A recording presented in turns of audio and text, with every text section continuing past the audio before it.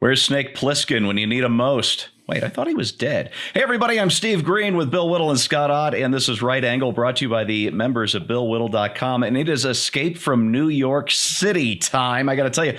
But it's not one, reckless kind of ragtag rebel trying to get out of there with the President of the United States. It's all their high-end retailers, and they are actually suing to get out of leases from some of what used to be the most valuable retail space in the whole world, or at least pretty close to it. Gentlemen, the Daily Mail reported on Monday that luxury goods maker Valentino wants out of a 2013 lease 9 years early. This thing's supposed to go until 2029. To give you an idea how valuable this real estate is, they're paying $2,500 per square foot for this retail space. It's huge. But that's what I pay. Yeah, right. When the landlord told them no, because who's going to start paying this money now after COVID-19 and the riots and defund the police and all the rest? They filed suit, and the suit claims that business at the premises has been substantially hindered and rendered impractical, unfeasible, and no longer workable. In addition to Valentino, other retailers trying to get out of Dodge include Jay-Z's Roc Nation, Victoria's Secret. There's an NBA-owned NBA store of some kind. And nobody wants to be in New York. I mean, some of these stores are on Fifth Avenue. It's just, it's insane. Scott, we've seen what happens when people start to leave a city like this. The example I'm thinking of is Detroit. I mean, New York can't go that route, can they? It's one of the biggest cities in the world. There's kind of an equilibrium that exists in a well-run city that, everybody knows that it can be very dangerous to live in high concentrations of humanity. But if you're able to achieve a proper balance of good businesses and kind of a variety of economic strata within neighborhoods and decent policing and fair courts, that you can maintain a city, even though, common sense would dictate that you don't stack people 27 stories high. But if any of those elements start to fail, then the whole house of cards collapses, because these stores can't afford to stay in places where they can't sell their goods. And who wants to walk into a store that's selling a $2,500 handbag or whatever it is that they sell $4,000 in the midst of the possibility that you're going to be assaulted or at least shouted at and made to feel bad by a mob of people who are protesting something that's not directly related to those stores. So I'm sure there are some business people who early on said, well, that's right, these people have a right to protest, and peaceful protest is a good thing, and petitioning your government for redress of grievances, that's all great. But at a certain point, they've got to look at their own existence and their employees and their stockholders and the people who are dependent upon those businesses and their customers, and just say, the trade-off here, the cost-benefit analysis doesn't work out in our favor, and we've got to get out of here. And sadly, what some of these, rioters and looters are doing is chasing away the columns that support that society's equilibrium. And once those columns are gone, you can't build anything back up on it for a long time to come. Scott, you made me think of something I hadn't until just now. We've seen all these big companies, all these major corporations doing their big Black Lives Matter splashes all over the internet and all over their storefronts and their corporate press releases and all that. But it seems like Black Lives stopped mattering, or at least the movement Black Lives Matter stopped mattering as soon as it took them out of the black and into the red. Is that about right? Well, yeah, and when you get businesses, like a business run by Jay-Z or a business that the NBA, which has a very intense commitment, as well it should, to African Americans, when those kind of companies pull out, then your movement for racial justice is in deep trouble. Some movement at this point, right? It's not just New York. Bill, there was another story. This was on Monday. Due to Seattle's unrest, $1 billion investment firm, I've forgotten the name of it, is pulling up stakes and moving to Phoenix. And as I think the investment world is pretty solidly Democrat, probably like 99-1. And I want to read you just the opening paragraph of this piece by Michael Snyder. at themostimportantnews.com. He says there's a mad rush to leave America's blue cities. He writes, so many wealthy people are rushing to move away from the big cities that is creating a bit of a real estate boom in many suburban areas, small towns, and rural communities. Fear of COVID-19, a collapsing economy, and the tremendous urban violence that we have witnessed in recent weeks. And I just add the whole defund the police movement coming at this moment of any moment, have combined to create a frenzy of activity. He says, last week, my wife and I heard from a friend in New York City that it is all of a sudden desperate to relocate, and says if I were in his shoes, I would be wanting to move too. But at this point, so many are all thinking the same thing, that the demand for housing in certain areas, like the one I live in the exurbs of Colorado Springs, threatens to greatly exceed the supply. Bill, I have to ask you, is this the best time to be a suburban or exurban homeowner with all of these idiot city dwellers coming in to flash their money at us? Or is there a real danger here?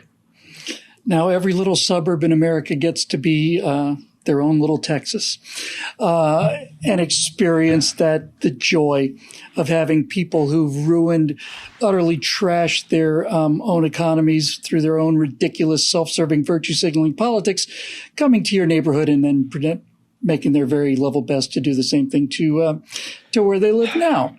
I'd like to Washington State, when they lost Boeing, I mean, a $1 billion investment fund is insignificant compared to Boeing, given how deep their roots were. Boeing left Washington because the people of Washington State voted for politicians that made it impossible for Boeing to stay in Washington. Pretty simple, really. I do want to go back to New York, though, because New York is not Seattle. It's not Minneapolis. It's not Los Angeles. New York is New York. It's unique. Yeah. First of all, the idea that Jay-Z would be moving Rock City out of Los Angeles, I thought he was down with the movement. I guess it must be racism that's driving him away, because my understanding was that he was solidly down with the Black Lives Matter movement. I don't know what else this could be, but just rampant white supremacy on the part of Jay-Z. And I'm just very shocked, and I'm very, very, very disappointed. Now, as far as the grounds of the lawsuit goes, they have absolutely solid grounds of the lawsuit. Yeah. All of the leases in New York City, every single lease in New York City is predicated, whether it's in the lease or not, it's predicated that you live in a city that has the rule of law. That's the assumption that comes with any kind of a legal document. If I'm signing a legal document rather than moving into a house because I have more weapons than somebody else, then that's assuming that there's a legal system and the rule of law. If progressive communists like Bill de Blasio have decided that they are no longer going to enforce the law in New York City, and then it becomes a lawless zone, the entire island of Manhattan, then you're under no obligation to continue to live under a legal obligation with a city government that doesn't believe in law. It's already shown you it doesn't believe in law. It just lets people run through the streets and smash all those windows. And you were talking about, Scott was talking about, people going shopping in these stores and being jeered and mocked and so on. Yeah. The real problem is that there won't be any $25,000 handbags because somebody came in and smashed the windows last night, took them all. So I think they're absolutely right to get out. But here's what's interesting about New York City. New York City, for a number of reasons, is not any other city, Steve. But the main thing that's interesting about New York City is that New York City is the national U.S. headquarters for progressive elitism. It is where all of the news agencies are located, have their biggest offices. All the financial agencies you mentioned earlier, yeah. The giant communications offices are there. Hillary Clinton is a senator from New York. New York is where the liberal elite meet to greet. And if the high end of New York is talking about getting out, then you have to start asking yourself some questions about what is happening to the total population of New York City. If people who've invested tens of millions of dollars in condos, for example, are talking about abandoning that investment and just walking away from it because it's become so unlivable there, it makes you wonder what is happening politically. What is the political shift on the streets of New York and up in the skyscrapers? How far to the right have New Yorkers moved? I don't think it's lost on too many of them that there is a guy out there who apparently has an active phone. You could make one phone call to a guy named Giuliani and your problems in New York would be over. And they wouldn't be over because he would send in tanks and just squash people. You could make one call to Rudy Giuliani. And if you called Rudy Giuliani and asked him to come back and be mayor, I guarantee you these businesses would no longer be demanding to get out of their lease because he would restore law and order and save lives. And so this is where progressive politics ends up. This is the New York. Jay-Z's company is a perfect example in microcosm of what's happening in the macrocosm. You've got an extremely high-end brand that costs a lot of money, paying huge amounts of money and making money in New York City, selling street legitimacy to these lily white elitists, to give them some sense of self-respect, I guess.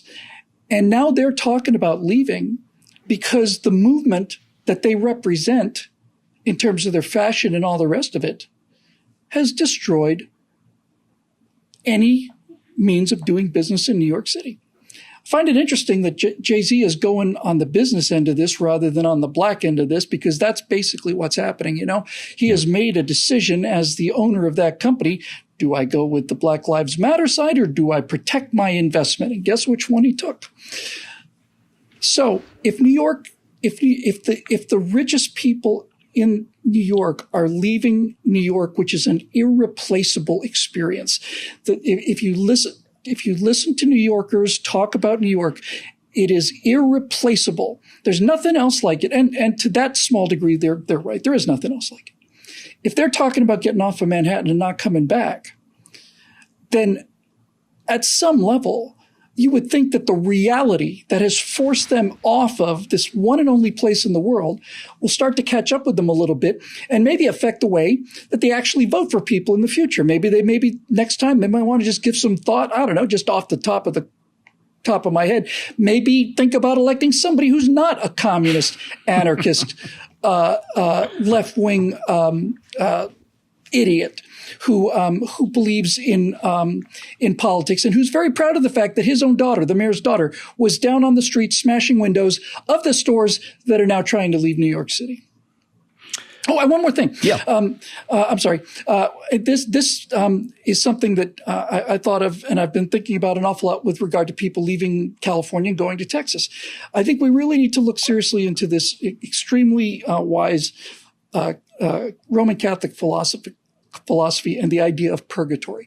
I think that what we ought to do is we ought to establish a purgatory zone around every one of these large cities, and that people who want to leave the cities and move into the real world where real people vote, then they should be kept in this purgatory for 10 years, let's say.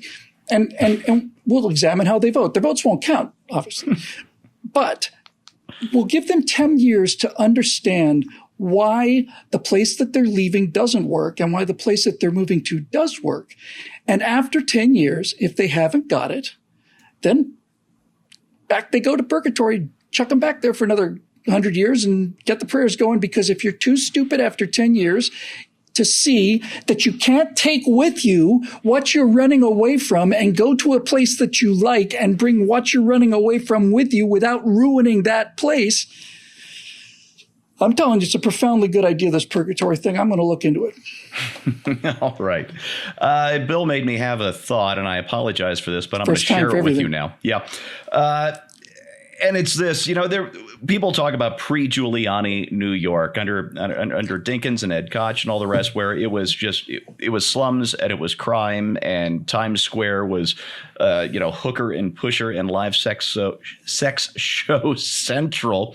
And under Rudy Giuliani and also under Mike Bloomberg, the city cleaned up. The money came pouring in. There's a whole stretch of condos, I believe it's next to Central Park, known as Billionaires Row, that just got built as all of this money flooded in because New York City was, again, the place where rich and famous people wanted to go, even if it was just for their weekend shopping. It was worth spending huge amounts of money on one of these condos just to do that. And the money came pouring into the city coffers. Keep that thought in mind for me, or keep that thought in your mind for just a moment. We're going to have a post de Blasio, New York, that's going to look a lot more like pre-Giuliani New York. And a reader of mine over at PJ Media asked me, why did people vote for de Blasio? He ran on a platform, an explicit platform of undoing the things that Giuliani and Bloomberg had accomplished for that city. And I thought about it for a moment, and I thought, they voted for him because it made him feel good. The city was flush with cash. Everything looked great. And it made him feel good to vote for the guy who was going to undo all of those mean things that those previous two mayors had done. Well, there's going to be a cascade effect. If the rich people start leaving, billionaires row and all the rest, then the middle class starts leaving as well. And pretty soon you're left with pre-Giuliani New York. And what this reminds me of, this idea of voting for the guy who is going to piss it all away. You know it. He said he would do it. Not in so many words, but he said he would do it. This idea of feeling good, it reminds me of a drug addiction to OxyContin or anything like that. You do something that feels good until it kills you.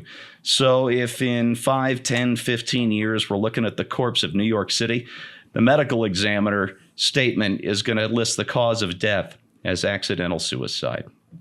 There's your right angle on that. Brought to you by the members of BillWhittle.com. If you like stuff like this, we need members like you. Click on over. Join us. We'd love to have you on board. Thanks for watching. We'll see you next time.